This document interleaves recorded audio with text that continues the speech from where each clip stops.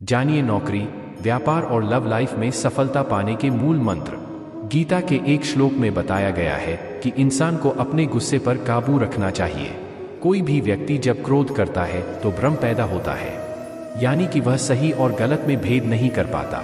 इससे बुद्धि भी व्यग्र हो जाती है, जिससे सही बात का तर्क व्यर्थ जाता है और ऐसे में व्यक्ति के पतन की शुरुआत हो जाती है। जीवन में सफलता पाना चाहते हैं तो मन पर नियंत्रण जरूरी है। श्री कृष्ण अर्जुन से कहते हैं कि मन अत्यंत ही चंचल होता है, इस पर विराम लगाना जरूरी है। मन की चंचलता के कारण व्यक्ति कई बार गलत कदम उठा लेता है।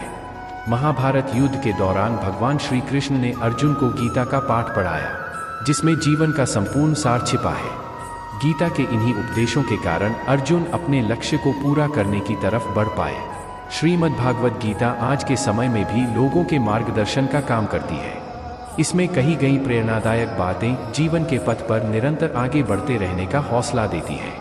कहा जाता है कि गीता के उपदेशों को यदि अपने जीवन में उतार लिया जाए तो आपको सफल होने से कोई रोक नहीं सकता। गीता के एक श्लोक में बताया गया है कि इंसान को अपने गुस्से पर काबू रखना चाहिए।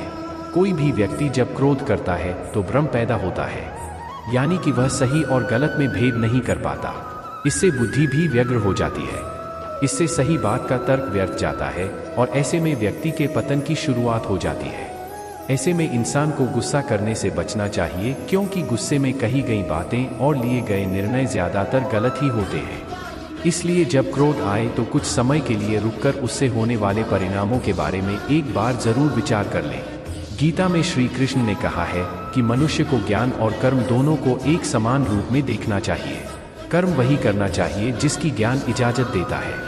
इससे व्यक्ति सही गलत और पाप पुण्य के बीच में आसानी से फर्क समझ सकता है। जीवन में सफलता पाना चाहते हैं तो मन पर नियंत्रण जरूरी है।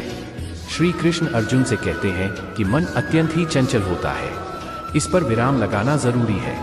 मन की चंचलता के कारण व्यक्ति कई बार गलत कदम उठा लेता है। वर्तमान समय में मन पर नियंत्रण रखने से आशय है कि कई बार हमें पता होता है कि जो हम कुछ करने जा रहे हैं उससे किसी का नुकसान हो सकता है। ये भी हो सकता है कि यह हमारे लिए ही नुकसानदायक साबित हो, लेकिन मन की खुशी के लिए हम जाने अनजाने गलत काम कर बैठते हैं। इस स्थिति में मन ही हमारा सबसे बड़ा दुश्मन बन जाता है। श्री कृष्ण ने अर्जुन को बताया कि गुरु के अलावा इंसान को अपने अनुभवों से भी सीख लेनी चाहिए, तभी लक्ष्यों तक सुगमता से पहुंचा जा सकता है। अन्यथा कई बार ऐसा देखा गया है कि बार बार असफलता मिलने के बाद भी व्यक्ति उसी प्रक्रिया से बार बार गुजरता है, जबकि उसे अपने बीते समय से मिले परिणामों का उचित विश्लेषण करना चाहिए और उसके आधार पर ही आगे बढ़ना चाहिए। गीता ज्ञान देते हुए श्री कृष्ण ने अर्जुन से कहा कि मोह के बजाय सत्य को जानने का प्रयास करना चाहिए। शरीर तो एक दिन नष्ट हो जाएगा, तो इसका मोह त्याग दें और समाज और धर्म की स्थापना के लिए जो बेहतर हो उसे करने का प्रयास करें।